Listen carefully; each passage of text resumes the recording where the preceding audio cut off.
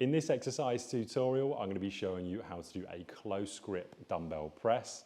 Now, the main difference between this and your chest press movement is because we're having a close grip press and we're going to be extending the elbow from the side of the body, it's going to be mainly the tricep that's going to be working as opposed to the main muscle being the chest. So what we're going to do is we're going to have the dumbbells starting off on the knees. And from here, what I'm now going to do is I'm going to come back into a position where my back and head are in contact with the bench. When I do that, my elbows are into my sides, and I'm going to keep them into my sides for the whole entire duration of the movement.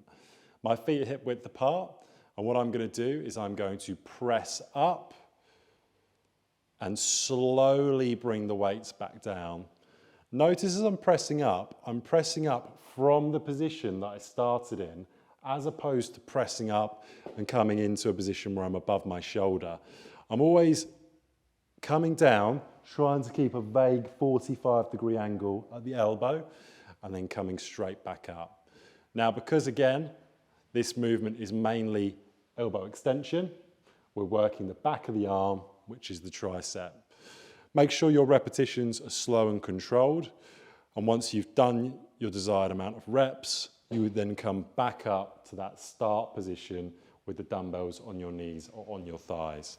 So that is how you do a close grip dumbbell press.